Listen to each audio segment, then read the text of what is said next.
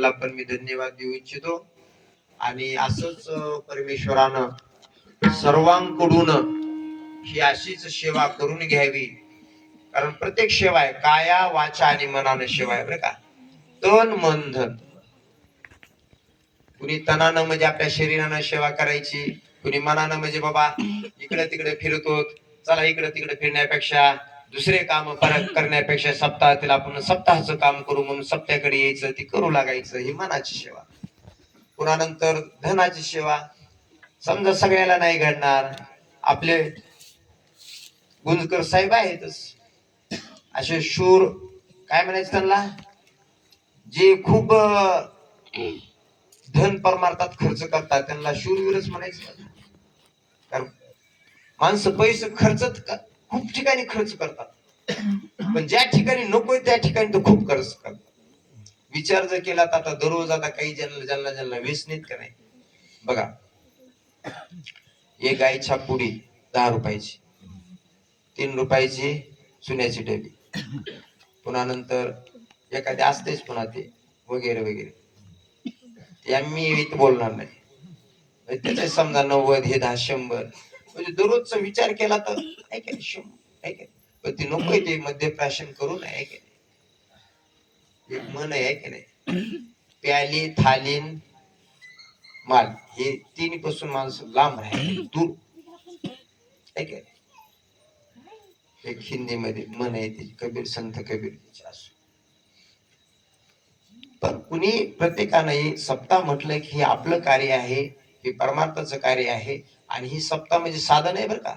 हे सप्ताह म्हणजे आपण जसं मोबाईल रिचार्ज करतो का नाही, आणि मोबाईल रिचार्ज केल्यानंतर मग आपल्याला ऐकायला भेटतो, तसं हे सर्वांच्या आपले का नाही, आपणच समजू मोबाईल हे आपल्याला रिचार्ज करतो हे का नाही.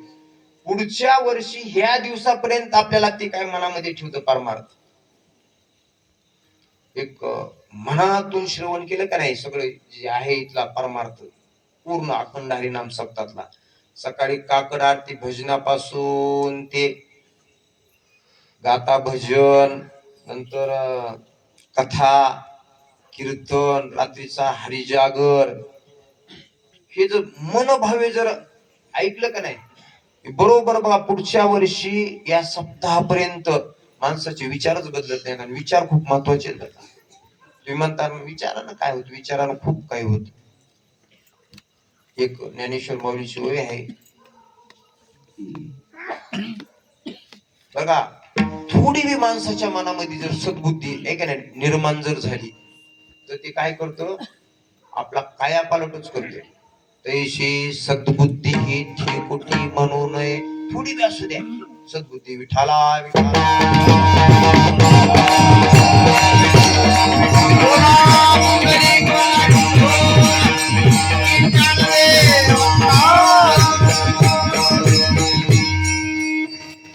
चांगले विचार यायला, चांगलं माणसाला करायला आणि चांगलं सगळ्या गोष्टी बरं का सहज घडत नाहीत बरं काही. त्याला अनंत जन्माची पुण्य यायला लागते. जसं ज्ञानोबा म्हणतायत, बहुत सुकृताची जोडी म्हणून विठ्ठली आवडी, संताचे संगती मनोमार्ग गती, आकळावा श्रीपती येणे पंथे. ह्याच्यासाठी अनंत जन्माची पुण्याई असावी लागते. आणि त्यावेळेस आपल्याला परमार्थ घडतो. आणि परमार्थ तर घडतोच, पण हा जन्म काही साधा आहे का. मनुष्य देहासारखा जन्मच नाही. 184चा जर विचार केला, एक एक येवनी कोटी कोटी फेरा, मनुष्य देह वारा मग लागे. वारा काही वारा मनुष्य देहाचा फक्त वारा आहे. वाराचं माहितीये कसं असते, वारा आला की आपल्याला कळतं का तरी, फक्त आपल्याला त्याच्या ह्याच्याहून कळतं, अनुमानाहून कळतं वारा आलाय ना आपल्या अंगाला स्पर्श करून गेलाय. केव्हा कळतं आपल्याला वारा आला, आपल्या अंगावरून आपला ड्रेस हल्ला किंवा आपल्या शरीराला शहारे आले किंवा आपल्या डोक्याचे केस हल्ले, त्याच्यावरून समजायचं वारा आला. तसा वारा मनुष्य देह वारा मग लागे. अशा प्रकारे आपण सहज आपल्याला हा देह प्राप्त झालेला आहे. पावला हा देह काकट्याळी न्याय, इतका देह हा श्रेष्ठ आहे की याचा विचारच करू नये आपण.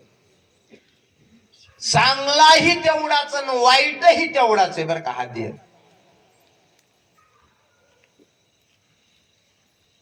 म्हणाल कसं तर बघा सांगतो.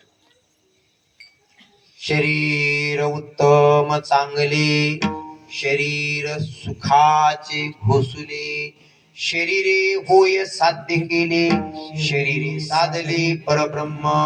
आता याच देहाला कोबरा दुसऱ्या चरणात सांगतात बघा. शरीर दुर्गंधीची थार, नाही अपवित्र शरीराईसे.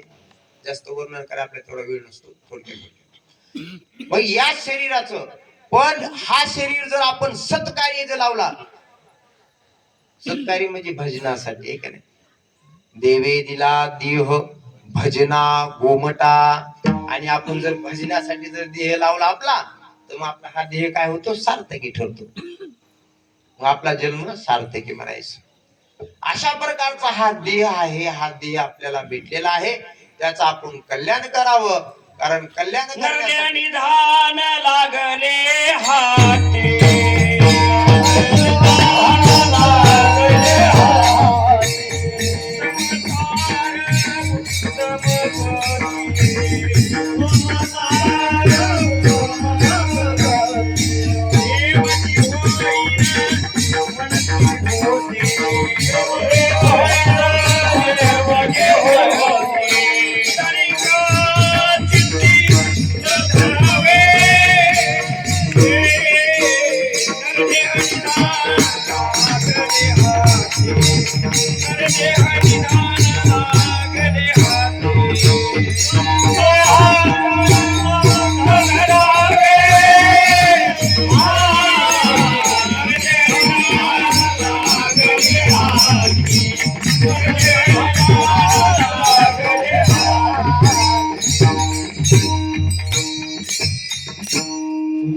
संत माय बाप कृपावंत. आपण आता विषय करूया. कायमी पतित कीर्तिवानू. तुकोबारा सांगतात तुम्ही संत असणारे माय बाप कृपावंत आहात आणि मी असणारा पतित आहे. काय काय